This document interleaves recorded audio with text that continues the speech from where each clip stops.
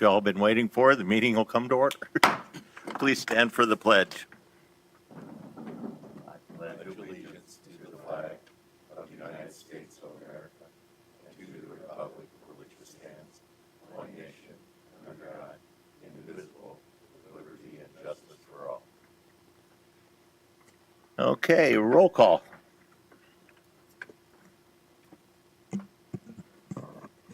Mayor Lindell, I'm here. Councilmember Morford, Here. Councilmember Sasho, Here. Here. Councilmember Caber, Here. Councilmember Garcia, Here. Councilmember Boyette, Here from Zoom World. Councilmember Parks. Here. All righty. Next is public comment or audience participation. This is for items that are not on the agenda. Public comments are limited to 3 minutes per speaker. Does anybody here wish to address council? Okay, hearing nothing there, we'll go on to next is recognition of business of the month. Ms. Schneider-Engel.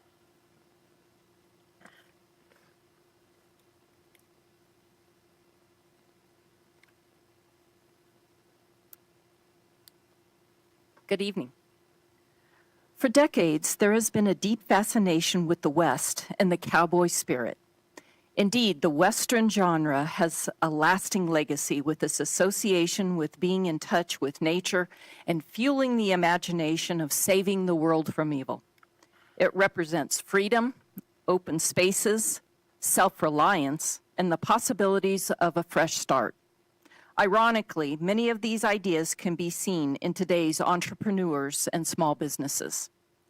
Tonight, it is my honor and privilege to announce that Las Vaqueritas has been selected as this month's Business of the Month recipient for its valuable contributions to our community.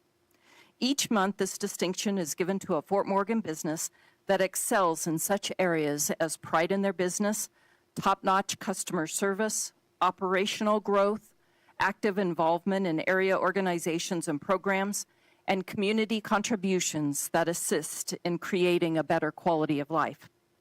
For nearly 3 decades, this family-owned business specializing in Western wear for the whole family has been a part of the Fort Morgan community. Under the name La Vaquerita, the apparel store opened in a shopping plaza on Platte Avenue in 1997. When its present location at 215 Main Street became available a few years later, the previous owner moved its operations to the 1909 historic building. The Sutton Building, as it's affectionately referred to, recently received its historic local landmark status last month.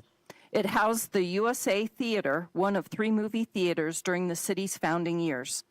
I'm sure that many of the films shown featured the popular Western genre, since more than 4,000 Westerns were produced between 1926 through 1967, foreshadowing the emergence of the beautiful Western products, clothing, accessories, and specialty merchandise now offered by Las Vaqueritas.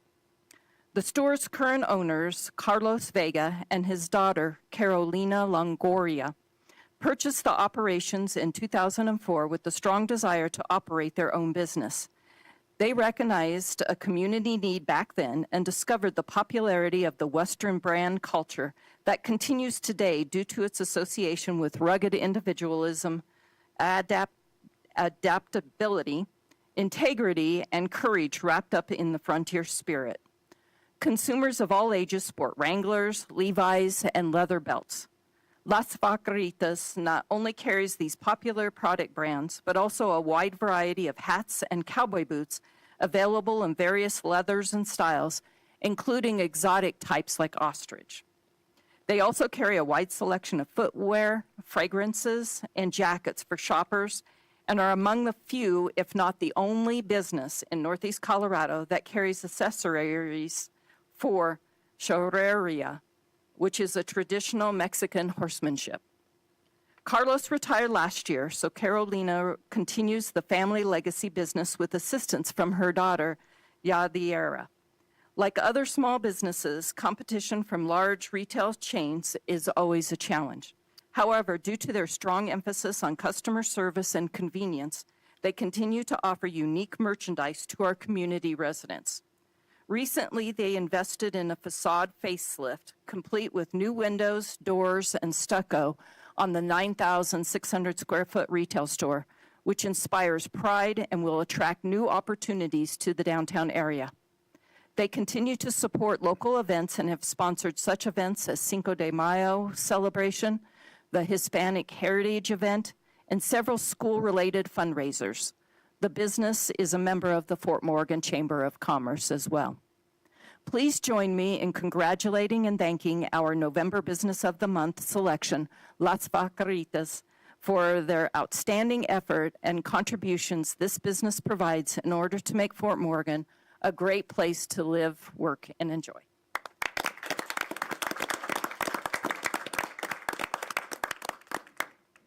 And both Carolina and her daughter are here, so do you want to come up?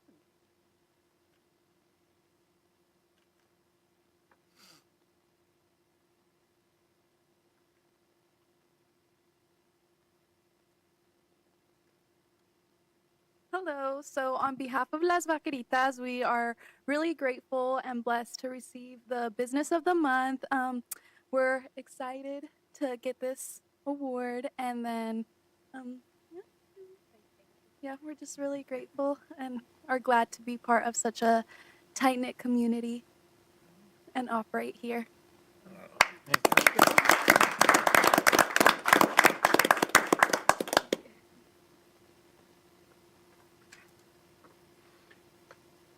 Okay, next will be approval of the minutes of the October 21st City Council regular meeting. Ms. Lorenzini. The minutes are in your packet as presented. All right, do you have any corrections or additions?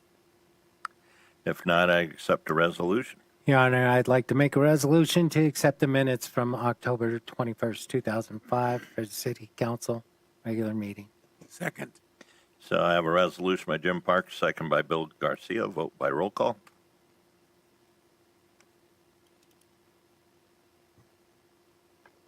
The motion carries unanimously. All right, next is presentation of possible action on a resolution establishing expedited review policies for future affordable housing projects. Mr. Nation. Yes, thank you. This evening, this is a resolution that goes kind of hand in hand. We decided to get into the Proposition 123 arena a while ago to make state funds available to affordable housing projects here in the area. And part of the state's requirement that if a developer wants to go to that fund to request some money, we have to be able to demonstrate that our review policies here are such that we're not slowing a developer down. That was one of the things that came up at the state level.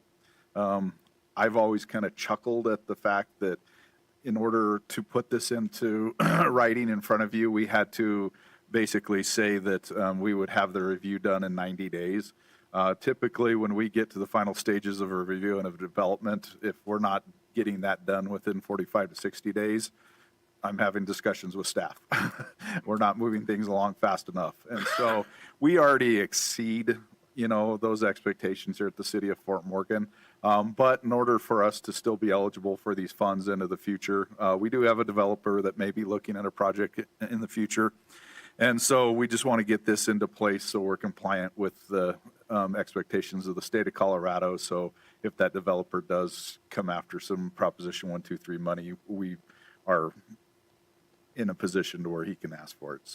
So this is just a real short ordinance or resolution that states that that's basically what we're going to do. It puts me in charge of having those policies for the building department. So happy to answer any questions. All right, does anybody have any questions? Comments? In that case, I'd entertain a resolution. Your Honor, I'll Your pass the Honor, I'd resolution. offer a resolution to approve the expedited review policy for affordable housing in accordance with Prop 123. Okay, so I have a resolution by Lauren Boyette, second by John Caper. Vote by roll call.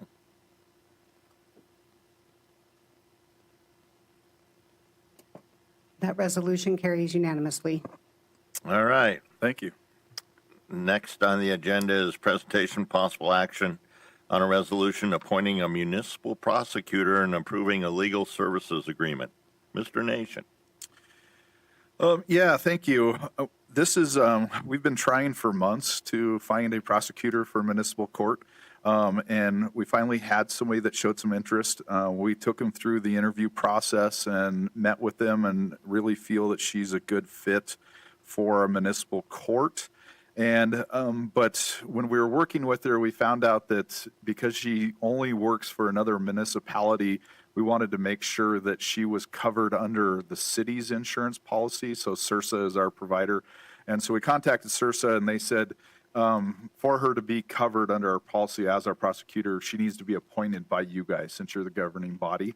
So what you have tonight is a resolution that appoints her as the prosecutor and then allows the mayor to sign her contract to be employed by us. I did receive one question ahead of the meeting about whether that means this person is under your guys' supervision. That is not the case. This position is under the city manager's supervision. So Christine would be under my supervision. You guys are just making the appointment so we can make everything work with our insurance company.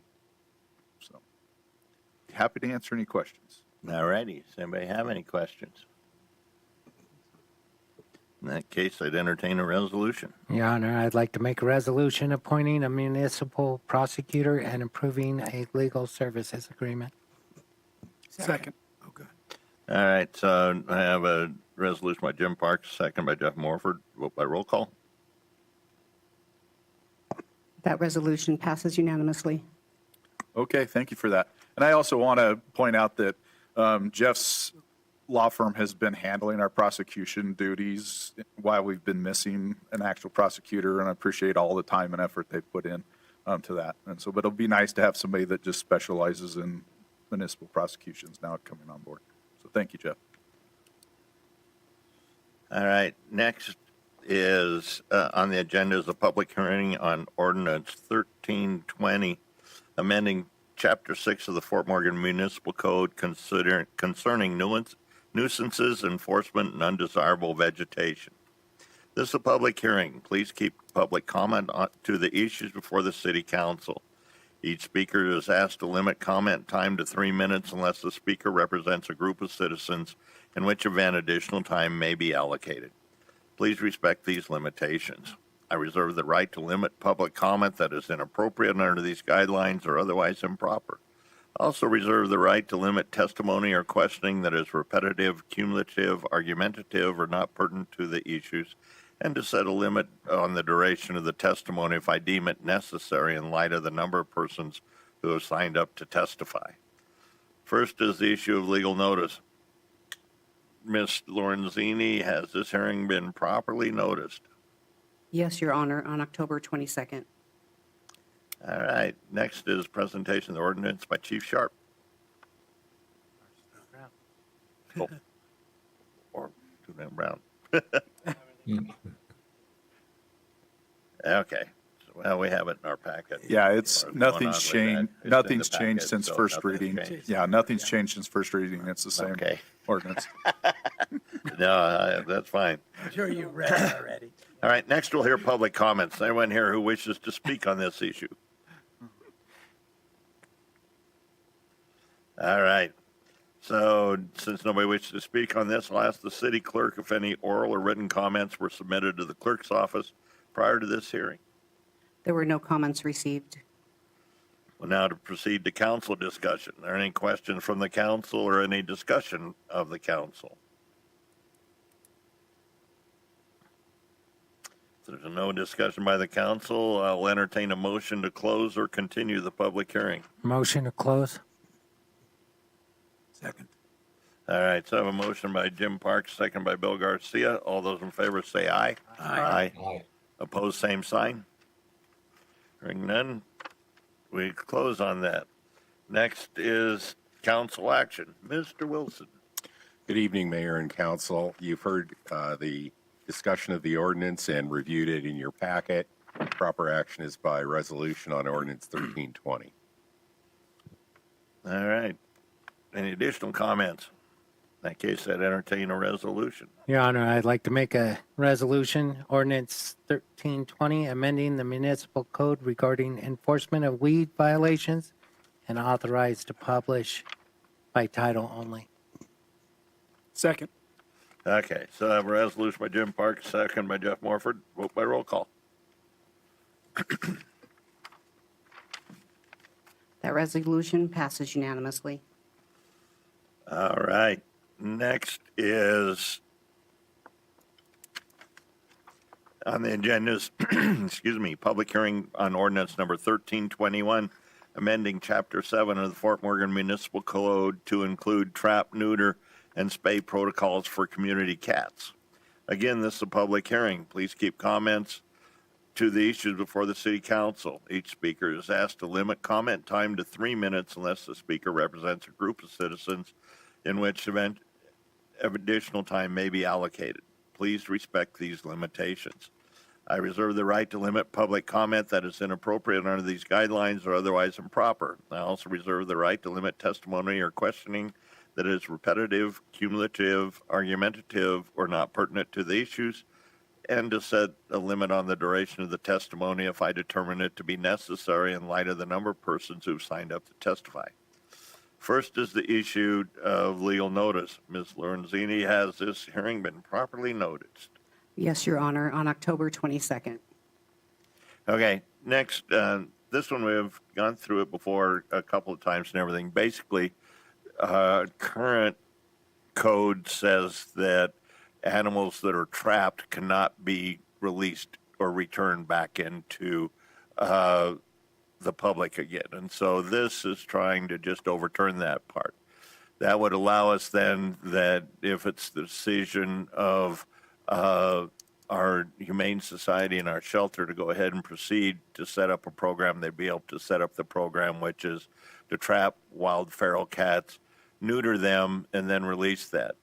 That's a program that's widely accepted now across the nation. Fort Collins was actually one of the first cities to do that, and we had somebody from Fort Collins here last time when we heard about this. But anyway, this way you help stop the growth of the feral cat population. Also, by being neutered, you get rid of some of the aggravating habits of cats, such as fighting and yowling and peeing to mark their territory and that sort of thing. So anyway, that's why we're looking at it again today. Next, we'll hear public comments. Anyone here who wishes to speak on this issue? Okay, and we'll take you one at a time. When you come up, you do need to sign in beside the podium.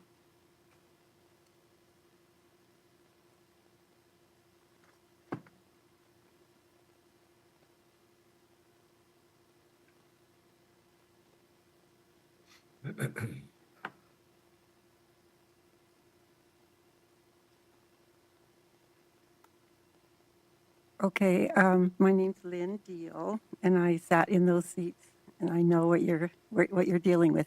I'm basically here tonight to give you some extra.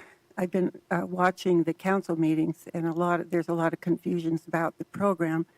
And on the last meeting, there were still some questions about it. So I will try as quickly as I can. And Holly asked me to come. So I'm going to just be giving information. So I'll try to get through this. My association with Animal Shelter goes on council in 2006 when it was set up. Then my granddaughter was here. I went over and spent 3 hours once a week, one whole summer. And so I'm not one to sit around, so I help them with different things with a mop. And Deb, she got funding for a new floor in the back and for getting the outside fencing. So then I got back on council in 2020. So when I was mayor, I was approached by Carrie Younger and Karen Binker, who you met last week. She's the one who started the program. And she's the head honcho of directions. She is in control of everything. She does the budget. She comes out here, and Kevin, you know about her. So I was approached as mayor about the TNR program. So I met with them, and I wasn't willing to bring it to council because I really didn't know anything about it. And I wasn't willing to try to vote on it myself without the information. So and I worked with them for 2 months. I worked with Steve Brown and with Lauren Sharp, with Carrie Younger. We met there several times explaining the program. The stop of it is always the ordinance. They cannot release the cats back in. So I didn't ever they didn't follow up with the information that I needed. So it was dropped, and then I saw that you had brought it up again. So Providence, I think, is upon me because I live in a neighborhood where I have 2 feeders, one down the alley from me and then one on Beaver Street, like 3 or 4 blocks down. So I have plenty of cats. When I had a dog, it wasn't the problem. But I have cats that come through my yard, and so I shoo them away. I'm not bent out of shape. But I did have babies on my front porch, so I called Bobby. He came and got them. And then I had another cat. I called Bobby, and he came and got him. Well, just this June, I had my windows open, and all the fighting that went going on, it was driving me crazy. So I dug out my professional cap. I called Lauren. I said, I'm going to help Bobby out. So in a week and a half, I caught 5 cats. It wasn't hard. I just set it at night, put the food in, and I took them to the shelter. They did take them because I was helping Bobby. So then I'm going to pass you out. I'll pass you out these packets, and you can look through them, and I will tell you a little bit if I have enough time. Anyway, so they all told me, okay, Lynn, you cleaned out your whole area out of all these cats. Now, in a couple months, you'll have them back. So 3 weeks ago, I had another female, and I've talked to Doug knows this. I sent him pictures. I had another female. I could tell she was nursing, so I didn't trap her because she's got babies. Okay, a week and a half ago, I have a bunch of babies now in my bushes. So I caught 2 of them, took them over, and there's still a mother cat with 2 other babies. They asked me not to bring them over because they are full. I want to ask you a question. How many have ever been over to the shelter recently? And I visited with a friend, so he knows all this stuff, and we kind of know what's going on. Okay, I'm going to just try to go really fast on this. I spoke with Karen Banker at length. I've spoke to Holly. She asked me to come tonight. I've been over there. I've done all the research on the whole program, and you will see. They had told me about Akron and then Pueblo. So I called Akron. I've got all the information. The thing that's, it's done in 3 events, 3 days. It's not continually done. And it's done with grants and training. And Karen has had offers of help, but she wants to do this by herself. She's plenty capable of writing the grants. She wrote a grant not too long ago for $20,000 for a van, and so she can write the grants. I spoke just recently with the staff there. They are willing to do it. And the lady who came out here, I have who she is, Friends of Pharaohs, they do training. So this is very, very doable. And it probably wouldn't start till probably this next year. But they have the staff that are willing to do it. They have the training. They have the money. So all the elements are there, and they're determined to do it. They are full. There's cats in the waiting. You are lucky to have the few people like little Laura here. She's been with the program since I knew. And if you didn't have them, it would go back on the police department. They're asking for help. It's full. It's not a good situation. And this is really the only way that you're going to tackle this problem long term.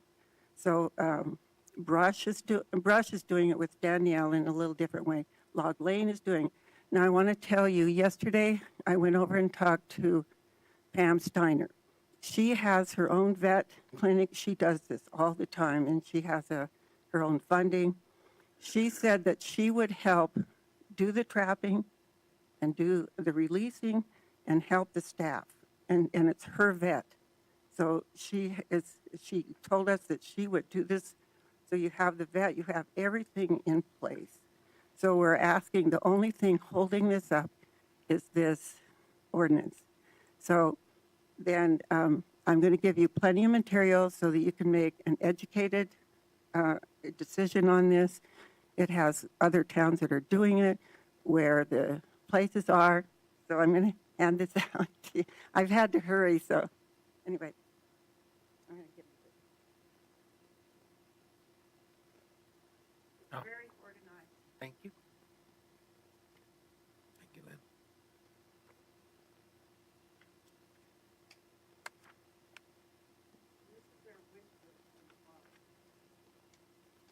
Thanks, Lynn. This is all the information I wish I would have had. So I took the time to help you all out. You can really take a look at it. You've got time to do it. So I'm asking you to please do that.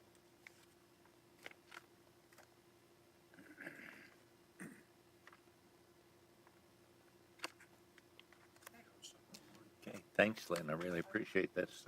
He knows. Oh, Lord. You know what? I will give him mine. Tell you what, you can give it to me. He lives across the street from me. I'll get it to him. Okay. So Or I'll read mine and then I'll give it to him. I'll okay, get I'll it make to him. another copy. 'Cause I don't like to give my stuff away. I think that's I fine. can't remember it in my head. All right. Thank you, Lynn. The only people that are happy about this are the male cats. They're having a great time.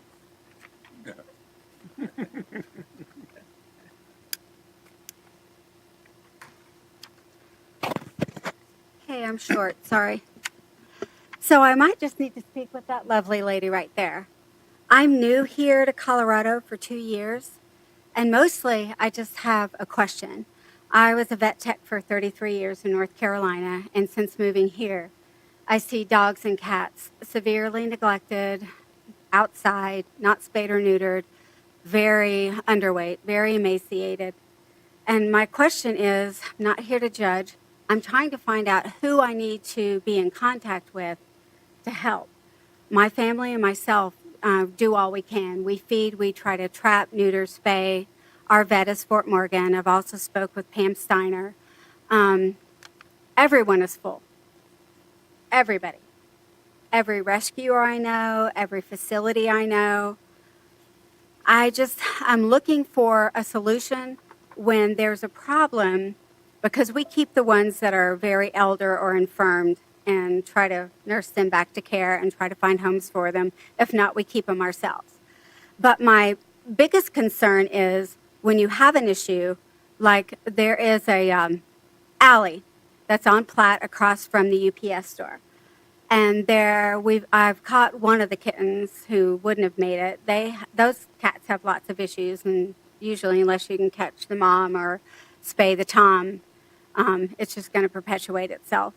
But everyone I've reached out to, there's no recourse here. In North Carolina, there were different fundraisers that we had. There were different groups I worked with, the vet I worked with, so there were resources. And out here, I'm not finding any.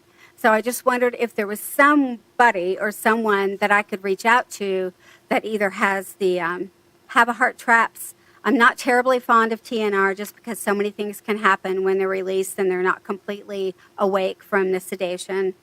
But there's not a lot of choice out here, and I get that. So I just wondered if there is a link or someone that you can email or someone that you can call. The other day, there were 2 terribly neglected and very Demodex or sarcoptic mange-ridden animals, and I called the local number for Fort Morgan. They came right out. They got the 2 dogs. I don't know what will happen to those dogs. They were right next to the cats that I'm trying to catch and feed. And right next to them, I think they're breeding pit bulls because they're all in the same shape. And I don't know who you call for things like that. So is it the same number? The gentleman that showed up said that they would do as much as they can, but they couldn't guarantee anything would be done.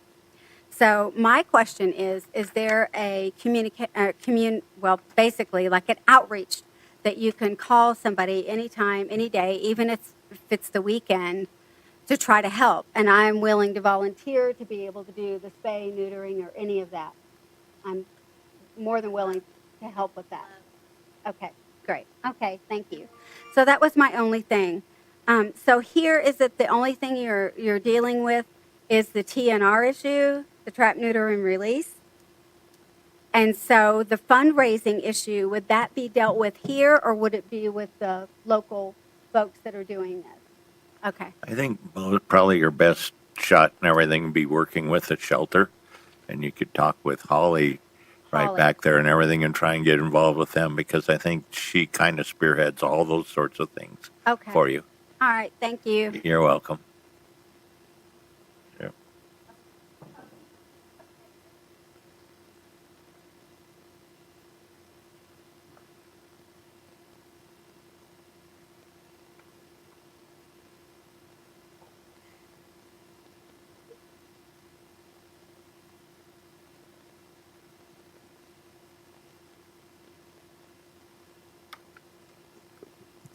I'm not short. My name is Michelle Sandine, and my daughter and I volunteer at the Humane Society. We try to get over there once a week as we're able. And we also live next door to a feral cat feeder. And so we've called code enforcement several times to come over and get injured cats, sick cats, the plethora of kittens. And after we had quite a few trapped on our property, they were taken to the Humane Society. And it was sort of odd to go to the Humane Society and see these cats that had been feral next to us there. And they were there for months. No, there's not that many people that say, I just desperately want some cat's going to hiss at me every time I go by. And it was a little sad to see these cats that had been sort of roaming around our yard, having a grand old life. Most of them were tomcats. They were having a grand old life. And seeing them just in a cage.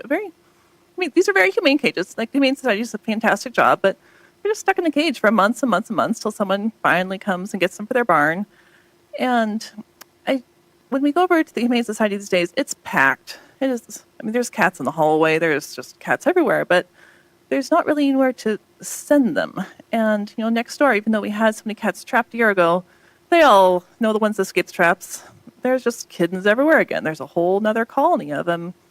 And so although I don't know a lot about TNR and all the other things, it feels like might be one of the few solutions that could alleviate the problem somewhat, because it seems to just keep on going and going and going and growing, and more cats and more kittens. And it's a lot of work to go there and take care of the cats, and they just keep coming. And so it's a lot of money, a lot of effort, a lot of volunteer time to be taking care of all these cats in the shelter. And I feel like they're having a pretty good time outside. Maybe they can keep having a pretty good time outside, just in a more neutered state.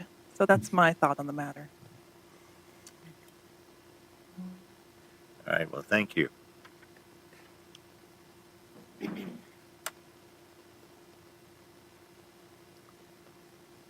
And thanks for volunteering at the shelter, too.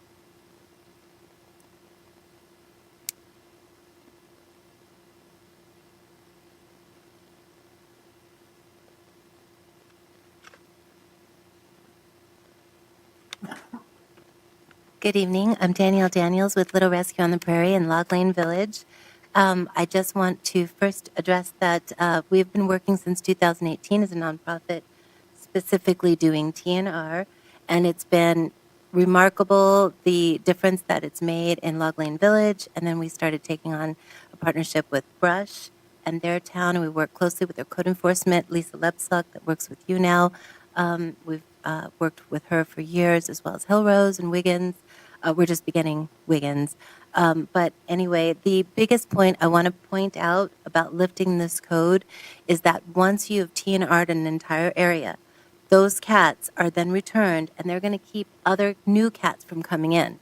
So that way, that area is all taken care of. Now we have a caretaker there that we're going to establish, and then that way it controls the population in that way.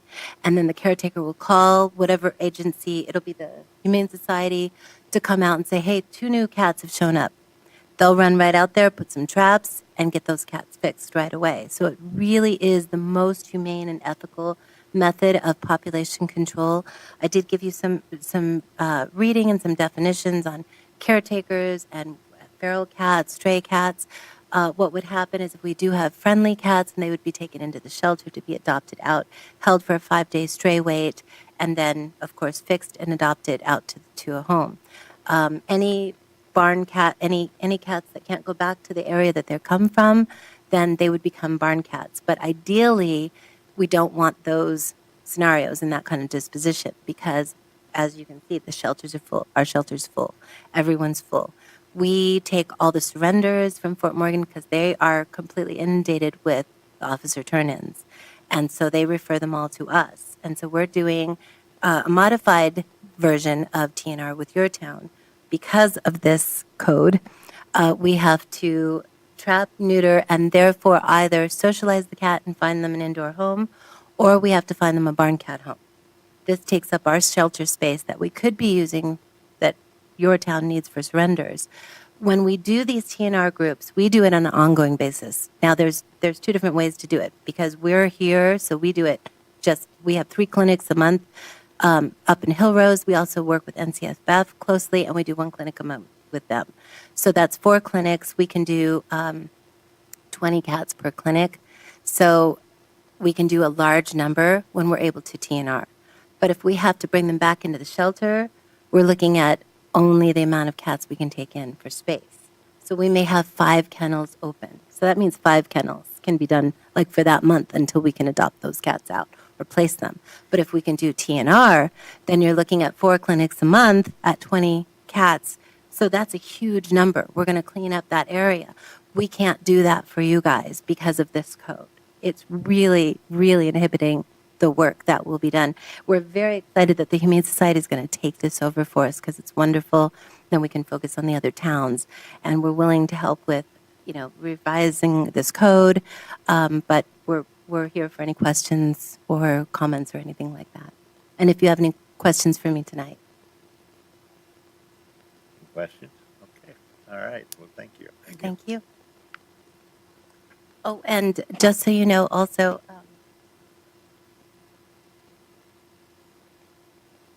a lot of complaints were made about people don't like the cats howling and in their yard and marking their territory and everything like that.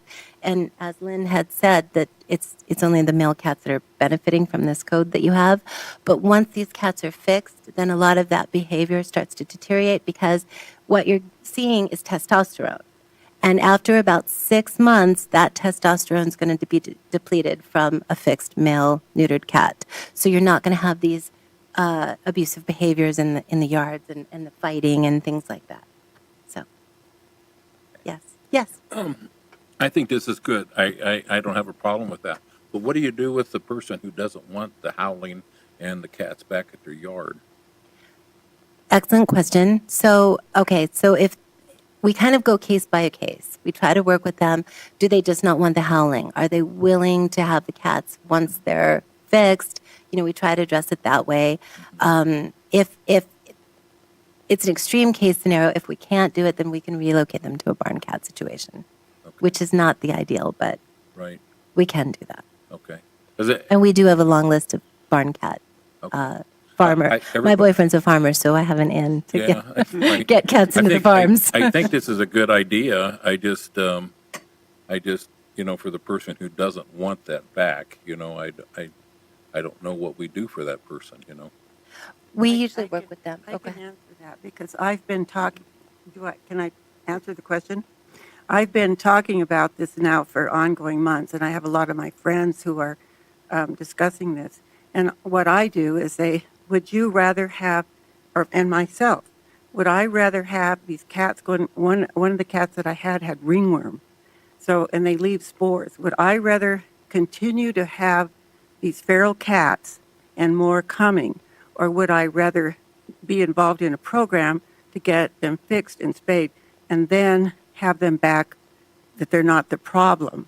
And then they because I cleaned out my and then more come. So when I talk to them like that, they go, well, that's a point. But just use you as an example. How many cats did you catch? I caught 5 cats in a week and a half. So with this program, those 5 would have come back to you, right? I would rather have them come back with less testosterone and making more. I'm getting now, I cleaned out the area. Now I have more that are coming, more babies. I sent you a picture. So it's just, this is a proven way, and you have documentation to look into it. It's the only way that really addresses, and it only gets worse and worse and worse. So and there was people that I talked to when I told them that, they go, well, in that case, you shoo them off, and you're not having more coming. There's no end to it if you don't do this. So that's And- how I answer. I still think bottom line would be, a citizen says, come trap these and I don't want them back, that you have to respect Right. the wish of the citizen. I mean, you can't override them with that. Right. But you do try, as Lynn's talking Right. about, with education, to let them understand that, again, like we've talked about, this program is designed so that when you release them back there, they're territorial and it keeps others from coming back in. But I, don't think there's any way that we could say, Yeah. sorry, but we're going to release them whether you like it or not. So. Correct. And I'd like to add to that, a big portion of this is education. And before we go in and trap, we talk with the neighbors in the area that we're trapping. And when we have a case like that, I very rarely have I ran into somebody I couldn't talk into having the cats back, because I explained to them, if we remove these cats, now you're going to have new howling cats that are marking their territory and tearing up your yard. Now we have cats that have had the testosterone removed. They're going to be territorial, keep them out of your yard. So 9 times out of 10, we can usually work with the resident. All righty. Yes. Okay, Thank you. pardon me. Go ahead. Yes. So that's a benefit of to returning the cat Right, to the correct. same neighborhood. Correct. Because it already has its territory. Yeah, exactly. So it's going to, Right. It'll help It's gonna keep that keep the other male population, cats yes, out of that. out of that area. Yes. Yeah. So that's the biggest that's the point advantage of there, TNR. right? Yeah. To return them. Correct. Oh, Correct. thank you. Yes. Yes. Just Thank wanted you to for your clarify time. that. Yes. Thank you.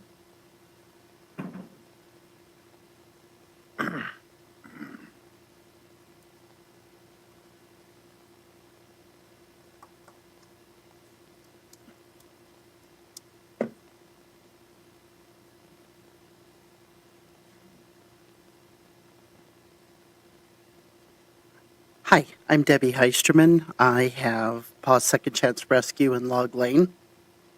To try to explain the question that you had there, right now, if a citizen doesn't want a cat in their yard, what are they doing about it? They can't get anything done. They can't trap them. We can't trap them as citizens. So what's happening now is what we're asking for is these cats to be taken in, to be vaccinated, to be spayed and neutered, and then released back into the area. At least there's a situation that we're going to stop it on a long term. Yes, you're going to have some residents that say, trap the cat, but I don't want it back. Who's trapping the cats now? Nobody. Animal control will go trap a cat if they're called. Will they? Our dog, yes, they will. Okay. Yes. So. And Sorry, then, can't and talk. they are, and we're not going to do an argument. Alls I know is that when Lynn had set the trap, or I already called Bobby to come over to set the trap, he came over, he set the trap, and then he had the day off. So nobody came in to check the trap the next day, and there's a cat in it. So that's the problem, is what we're trying to have a solution is there are groups that will come in and help our community, but they just don't have the ability to catch them and keep them. There's only so many barns. There's only so many people that will want to play with a feral cat to try to. And when they go back in, you guys will see the research has been done. We have looked into this backwards, forwards, and we know that this is going to be, it's not going to be overnight. And there are going to be some residents that don't like it. But if they do not want it, then they can still call code enforcer, have a cat taken, and not allow it to be released back. I mean, there's solutions to everything. But the big picture is trying to get the majority of them caught, vetted, and then returned so that we don't have what Lynn had by when the Humane Society took them, then she had new ones come in. This will stop that problem of them going into different areas.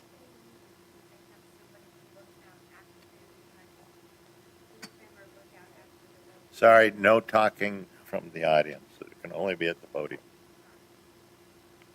No, you're fine. You're at the podium. Do you have any questions for me, or did I clear any little bit of that up? Anybody else have any questions? All right, well, thank you. Thank you. Is there anybody else? Okay, if there's nobody else that wishes to speak on this, whoops. Oh, here we go. All right, come on up.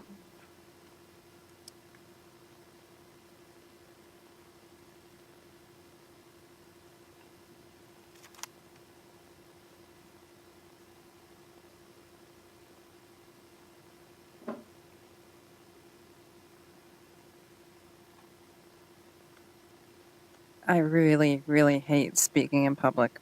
And especially in front of the big Oz up there. I have a quick question. I know it's election night, so I'll try and keep it fast. Of all you gentlemen up here, and I could start with you, Lauren. Are you personally experiencing a feral cat problem at your home? Yes. At your home? Yes. Okay. Jim? No. Bill? I have. Okay. Jeff? No. Kevin? Not now. I have in the past. Okay, so currently you're not. Currently not. Doug? No. John?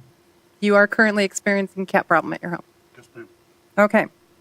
Well, I am also one of those people that is experiencing a cat problem at my home. And in fact, in my home. Let it be known, I'm not an animal hater. In fact, I own my own pets, a cat, a dog, both spayed, regularly bedded, and well taken care of. I have a doggy door they use to go in and out of the backyard with a 6-foot privacy fence to keep them safe. It should be a pet's paradise, but it's not anymore. The feral cats clear my fence. They have entered my home through the doggy doors. They eat my cat's food and drink their water. They have caused me to have to rip out carpet in my spare bedroom. Additionally, I had to install a baby monitor near my pet food so it alerts me when there's movement. Then I get to scream into my phone to scare them away. While mowing my front yard, I'll suddenly get the distinct smell of fresh cat feces. That's always fun. I have to use chicken wire in my vegetable gardens so they don't use it as a litter box, and we're like prisoners in our own home. As I look across the street while writing this, I see 4 feral cats. In my alley, there are at least 4 more. They tear open the trash bags and the dumpsters for food on a regular basis. They fight with each other, pee on the fences, and I get the joy of watching them rip helpless baby birds and squirrels from their nests to dine on. Neutering and returning these animals to my location will do nothing to stop this. Nothing. In fact, it'll only cause more to come once TNR starts feeding them. These feral cats have cost me a large amount of money and stress. They've caused turmoil in my home and for me and my pets. Lynn mentioned about the cats coming back, and if we get rid of them, more will come. Then we have to stop feeding them. If you keep feeding the cats, they will keep coming. The returning... Could I interrupt you just a minute while you're saying that? How would you encourage the city to make people not feed the cats? Because TNR does not include feeding the cats at all. Okay, can I get done? And then I'll answer your question? Yeah. Thank you. But The returning of feral cats with the TNR program is cruel. In fact, PETA, People for the Ethical Treatment of Animals, is very against it. You know PETA. They don't even want us to drink milk. Well, they don't want us to dump cats either. Their website states when people turn cats loose, they aren't doing them any favors. Some worry that animals sent to shelters may be euthanized, but the very definition of euthanasia is a good death. Ranchers, farmers, wild officials use it Wildlife officials use it to eliminate weaker or diseased animals, to protect against overpopulation, and to protect the ecosystem. On the streets, cats live a bad life filled with pain and suffering. They die slowly of untreated illnesses, injury, infection, dehydration, and exposure. They get hit by cars, chopped up in engines, attacked by predators, including cruel humans, poisoned, shot, or met with other terrible fates. According to PETA, returning cats does little to improve the quality of life for feral cats who are left outdoors to continue their daily struggle for survival in a hostile environment, and it is not a humane option. To see feral cats freezing on a door stoop in our winters is very sad. Let's look at our resolution more closely. Changing the name of a feral cat or free-roaming feline to community cat. Well, we have to do that because feral means wild. We can't be releasing wild animals into the city, so let's call them community cats. It just feels better to us. Community cat givers, someone that acts in good faith for community cats to trap, neuter, and return. A community cat giver is not the owner or the custodian of the community cat. So basically, we're giving power to random people to trap, surgically neuter, and dump cats back. Did your cat get fixed by a community caregiver? Did it die from an infection after being dumped back into the alley? Sorry, but with our wording, we're not liable. And here's my favorite part. An officer may impound any community cat in response to a complaint verified by an animal control officer related to damage or other activity of the community cat that impacts the comfortable enjoyment of an individual property. Okay? Very important. It's a very important point. The feral cat is now impacting the comfort and enjoyment of the property owner. Let's continue. The animal control officer may turn over the community cat for entrance into the TNR program. So in layman's terms, this change means if you have a community cat and you call code enforcement, it can be returned. You will now lose the comfort and enjoyment of your own property. Now feral cats have more rights than you do. The resolution states, as part of TNR, vaccinations for rabies shall take place. But rabies vaccinations need to be given every year to keep the immunity up. Who's going to do that? Who's going to pay for it? How are we going to keep records? And what about these other things like distemper? And I practice this. Toxoplasmosis, cat scratch diseases, and Pasteurella multocida. And then there's those lovely parasites like roundworms, hookworms, and tapeworms. And then, like in Lynn's case, ringworms. Ringworm stays active in the soil for a minimum of 18 months. Feral cats do not have cat boxes. They use our gardens, our yards, and our children's sandboxes to defecate in. So it's not really a Tootsie Roll, Billy. The cat's been here. These are just some of the risks I have in my own home when these uninvited guests come in. What will you do when they move into your location? If you build it, they will come, and they will keep coming.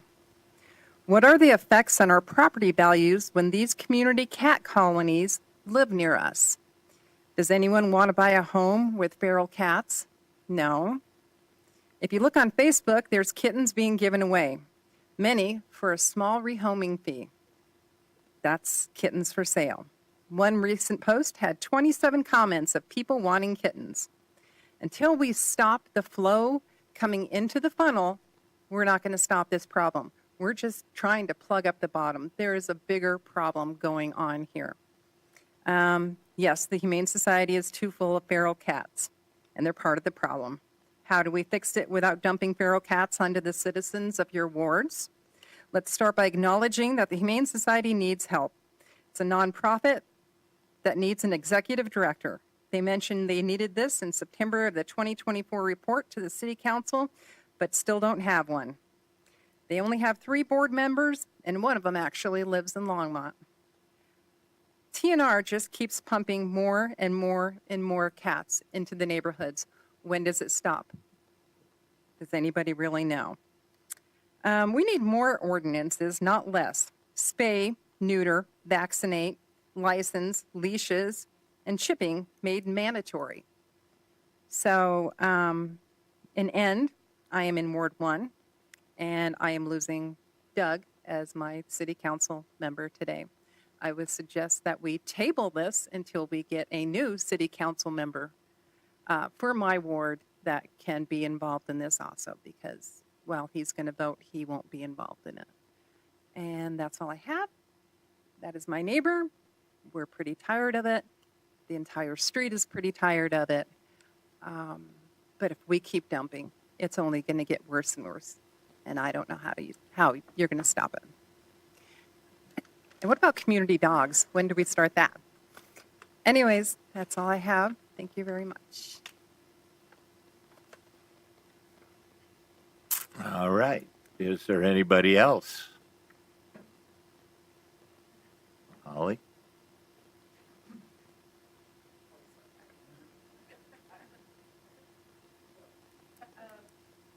I was just curious. Sign in first. I'm sorry. I got to Oh, sign sign in too, in. don't I? This is why I don't do these.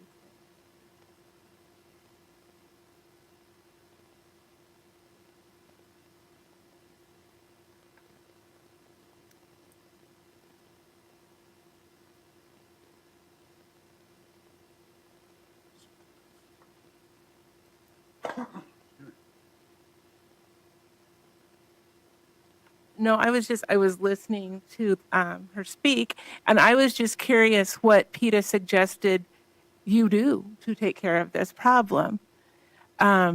Because the only other alternative is euthanasia, is the only other alternative. And I don't know how to me, I don't want to be a community that trapped and euthanized 100, 200 cats. And I don't think it would make our community look very good either if we did something like that. I know Disneyland has a feral cat colony in it to maintain control of the mice. I mean, their thing is that before the mouse, there were cats. Because Walt Disney, on his first round through Disneyland to check things, he saw a cat there, and then he got the idea of using feral cats to maintain control of the mice population in Disneyland. So if Disneyland can have a feral cat colony, I don't understand why we can't. Thank you. Your Honor and Counsel, I will point out that PETA did reach out to the city of Fort Morgan today with a quite extensive email and bunch of enclosures. Since it came in so late and I was busy with other things, we were going to bring that up underneath the comments that we received. But they did reach out to us directly and provided us with a bunch of information. You just do not have that in front of you because of when it came in. All righty. Anybody else? Okay. Are there any other oral or written comments that are submitted to the clerk's office? We received a summary on the City of Fort Morgan's Facebook page. One of them was that TNR works when it is done professionally. Another one was a publicly funded municipal animal shelter is more humane and can do spaying, plus provide necessary funding without begging. Releasing cats to starve on the cold streets is not a solution.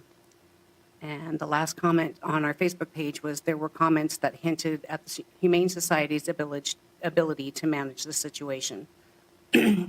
As Brent mentioned, we received an email from PETA, and they are adamantly against TNR. They urge communities to protect homeless cats by rescuing and taking them to well-run, open admission shelters, and to have a chance for them to have a chance to be adopted into their indoor homes.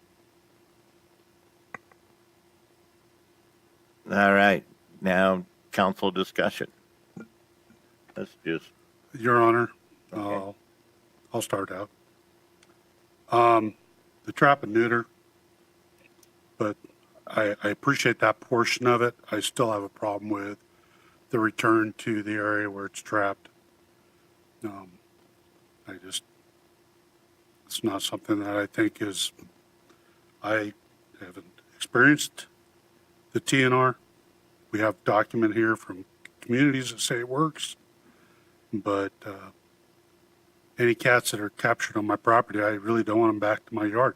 And like our speaker had, I have 6-foot fence, and they'll walk along the top of my rail, jump in there, and I don't like that in my yard, and it's frustrating. And so I'm struggling because I think TNR is a great part of the program, but I don't want them released back to where they're trapped. So I'm not really sure how to address that, other than I should have the opportunity to tell the community cat person that they can trap and neuter it, but I don't want it back. So, Lauren, you have anything to say? Yeah, I certainly appreciate everybody who came out this evening, and that was my point when we met last time, that I wanted to hear more public discussion because that's how we were informed about these problems and potential, individual feelings, whether they're for or against, upcoming resolutions or things that we're discussing for the betterment of the community. I also want to be part of a humane society, and working with the definition that a humane society cares for its most vulnerable, which does include those who can't advocate for themselves, and that's animals. I'm a pet owner, and I have the resources, thankfully, that when I have had these ferals, we've trapped ourselves and had them fixed. So, I mean, some folks don't have those resources, but I suspect some do. Perhaps there's other options to make, discounted trap and release, but I don't also feel like we need to overburden the Humane Society, which is overburdened already without, if we're going to go the trap and neuter route, then we're going to have to talk about additional funding for the Humane Society, because that's not a realistic option to continue to trap animals and bring them to a place that has no capacity to take care of them. So if we want to have additional discussion, unfortunately, first I want to say I appreciate that the public is allowing me to Zoom in. I would much rather be there, but some of us work, and this is a working trip to Washington, D.C. So I can't review the information that we received from PETA. I can't review the information that Lynn provided personally right now. I still am not against the trap and release, TNR trap, neuter, release program. I think it offers us some, even if it's temporary, relief from the situation until we continue to talk about more permanent funding for our Humane Society in ways that we can deal with the overpopulation that they receive of these animals. So I'm interested in the rest of the council discussion, and then deciding if we want to table for future discussion or take a vote. All right, Doug. I agree with you, Lauren, with the new information that Lynn provided me tonight, or us tonight. I have not had a chance to look at it. And with PETA getting a hold of Brent today, I agree with you. I think we ought to table this and learn more before we make a decision. Okay. Mr. Parks.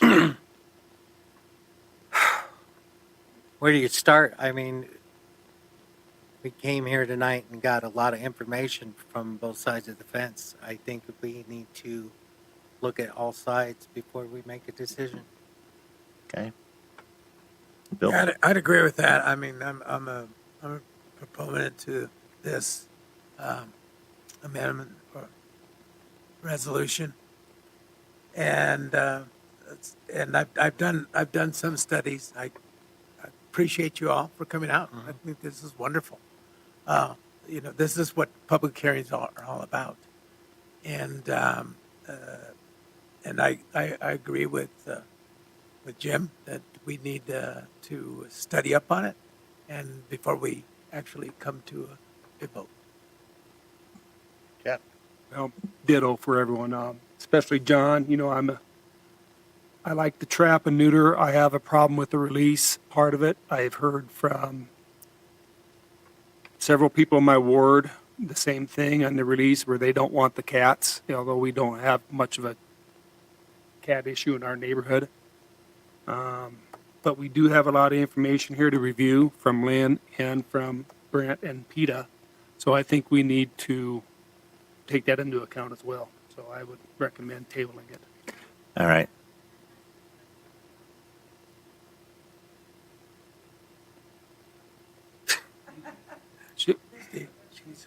You can't talk from the gallery. If you got to talk, you're going to come up here.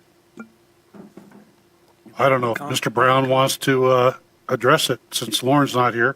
Lauren's the Mrs. chief. Brown, I was just teasing. I have a question for Assistant Chief Mr. Brown. Okay, so if I have a cat now, and I'll probably have some. I have a female cat. They'll probably be pregnant, and I have babies. I know that I'm not going to continue taking them over myself because that's actually illegal. I've been doing it because I've been helping Bobby, and I want to stop that because I don't want to be arrested. But am I able now to call Bobby and have him come over and get a cat? Yes, okay. I just wanted to know, I had heard, that they don't have to, the shelter doesn't have to take them from Bobby, but I was understanding that he did. Okay, so I'm fine with my cats. I'll keep Bobby busy. I'll help him trap. I'll trap him, and then I'll call him, and he can take them over. That's good. Thank you. All right. My only comment, because it sounds like that we really, to be able to do this justice, do need to look at everything. So I think that tabling probably sounds like what everybody wants to do. What I want to point out is that not doing TNR is not going to make the problem go away. TNR has been a problem, has been a solution to a big problem in a lot of cities that have tried other solutions. Don't shake your head at me, because I'm telling you, you can't talk from the gallery. Okay, and send it to us. Because, anyway, like I said, my research and everything I've found out about it, I don't have a problem now either. But where a cat can have up to 3 litters a year, just trapping and taking them out is not going to alleviate the problem. It's because they've, like I said, everything I've read about it says that they just come in from other areas because you don't have somebody protecting that region. I told you can't talk from there. If you're going to talk, you have to come up here. I have to said you come up to cannot the talk podium. from the gallery. If you're going to talk, you have to come up here. My question that I'd like to pose to the board and to the audience is, what is the alternative solutions? Because doing nothing is not working. And I would like to pose that question to you, because the shelters are full. We're full, they're full, Rush is full. You want us to take the cats, all the feral cats from your area. They're going to fill up in what was it, a couple weeks that they refilled. What do you propose that we do? Because there's not enough room in the shelter. So are you proposing we just trap the cats and euthanize them? You only speak from the podium. Come to the podium. And we need to close the public comment. Post the free kittens. You're I have going to free start kittens. over because it has to be spoken from the podium.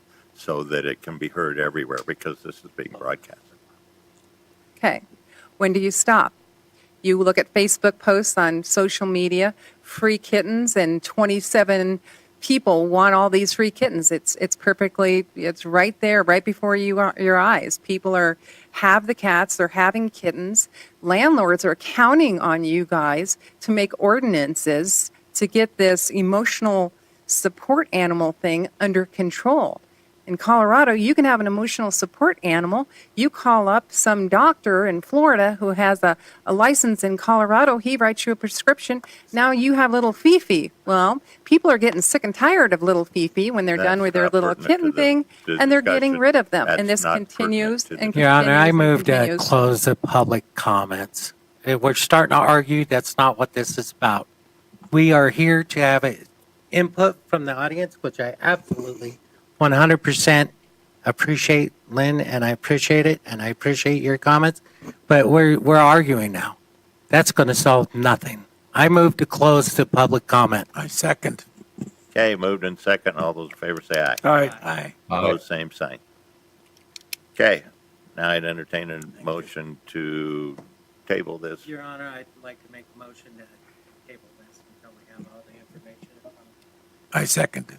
Okay, so I have a motion to table and a second by Jim Park, second by Bill Garcia. All those in favor say aye. Aye. Aye. Opposed, same sign. Okay. Whenever this comes back up again, we will get you copies of everything that we've been presented, including the stuff that came in late today. If you have information that you need to get to the city, could you email it to me? Okay, thank you. All right. Next are reports from officials and staff. Mr. Nation. Yeah, just a couple things real quick. You'll find in your table file tonight, we got you financial statements. And then I just wanted to point out what was going on to my left over here. We're training our deputy clerk. For some reason, my clerk wants to take vacation coming up, and so she's not going to be here for one of the meetings. And yeah, so yeah, so Jill is breaking Lori in tonight and everything, so that's why you get both of them here. But we're doing this so we're cross-trained and we can handle meetings when people decide to go to nice desert islands and get away from the cold of Colorado. So that's all I got. Thank you. Okay. Commander, do you have anything from your department? All right. The only thing I have is this week is Law Enforcement Records Personnel Week. So y'all get a chance to thank our records technicians. It'd be greatly appreciated. They do a wonderful job, and they are the backbone of our agency, making sure that all our records are being entered properly into RMS and getting discovery over to the DA's office. All right. Anything from anybody in back?